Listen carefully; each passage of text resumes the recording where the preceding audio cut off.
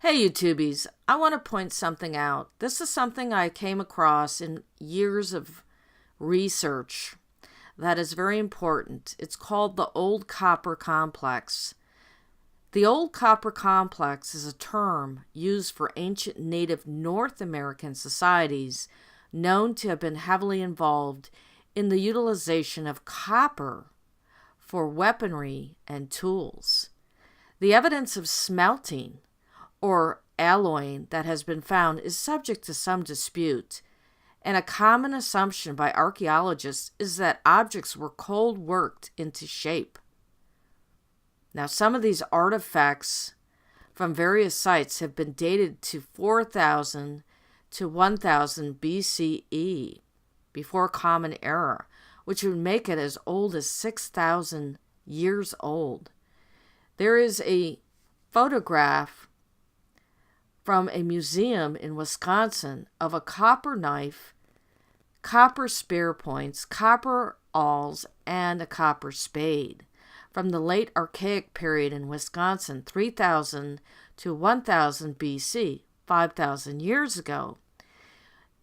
Now, those that know of my work, which involves the Cronides and Native American history and red-haired people in the ancient Americas, as well as Atlantis and some other esoteric subjects, know that I don't believe that all of history is being presented properly.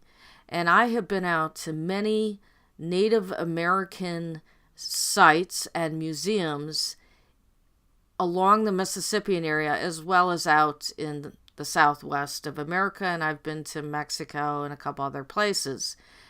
And I could pretty much tell you that it's very rare to see anything at all about copper and how they were making these tools. What you will see occasionally is copper jewelry or pendants.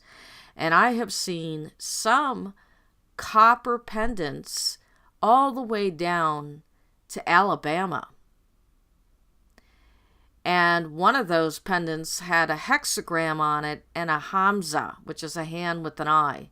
And interestingly, that pendant was claimed or had an ownership by the Smithsonian when I was out visiting Moundville in Alabama, whereas everything else belonged to the state. Now, isn't that interesting? I have covered that in some of my books and previous videos. I'm going to run through again what was displayed at Dixon Mounds as far as toolkits, and you'll see that it's all stone, which is just simply not true in the Mississippian culture and older, the archaic, because other museums show copper. There was an extensive copper usage in the ancient Americas. So once again, they're presenting these people as primitive, which is just not true. And we have to pursue this. Thanks. Okay, so it's changing larger as we're getting earlier and earlier. Here's some that aren't too small. That's about 2,000 years ago. And then they get smaller again. Smaller and smaller arrowheads. Really tiny ones. From Cahokia. Madison. Very different.